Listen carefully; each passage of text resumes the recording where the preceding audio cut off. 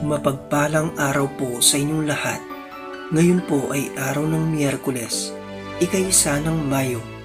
Pakinggan po natin ngayon ang mabuting balita ng Panginoon. Unang pagbasa. Pagbasa mula sa aklat ng Henesis. Sinabi ng Diyos, "Ngayon, lalangin natin ang tao. Ating gagawin siyang kalarawan natin. Siya ang mamamahala sa mga isda, mga ibon, at lahat ng hayop, maging maamo o mailap, malaki o maliit. Nilalang nga ng Diyos ang tao ayon sa kanyang larawan.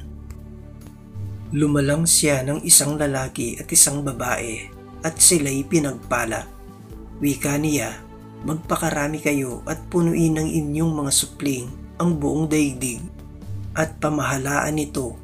Binibigyan ko kayo ng kapangyarihan sa mga isda, sa mga ibon, at sa lahat ng mailap na hayop, maging malalaki o maliliit.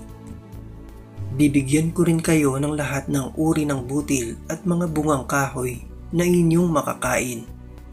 Ang lahat ng alamang luntian ay bibigay ko naman sa mailap na hayop, malaki man o maliit, at sa lahat ng mga ibon."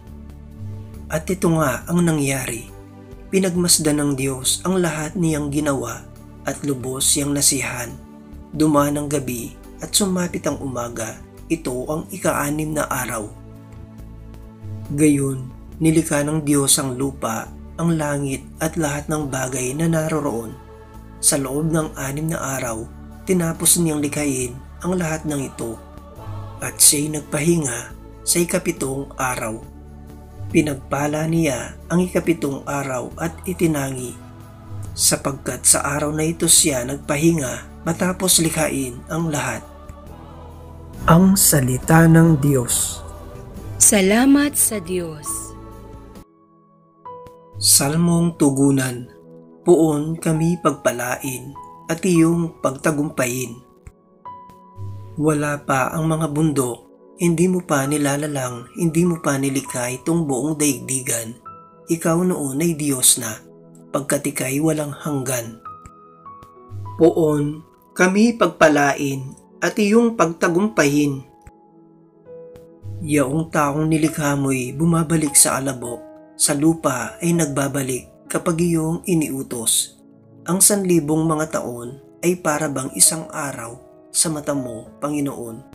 Isang kisap mata lamang, isang saglit sa magdamag na ito ay dumaraan.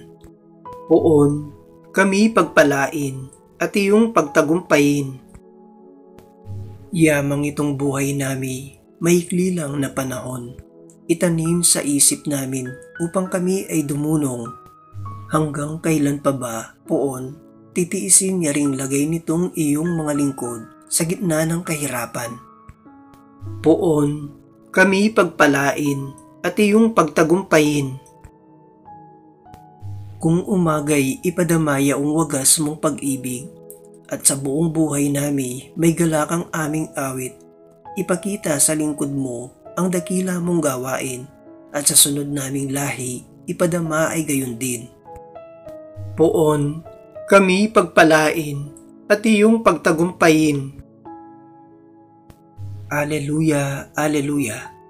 Manunubos naming mahal, salamat sa iyong patnubay at paglingap araw-araw. Aleluya, aleluya.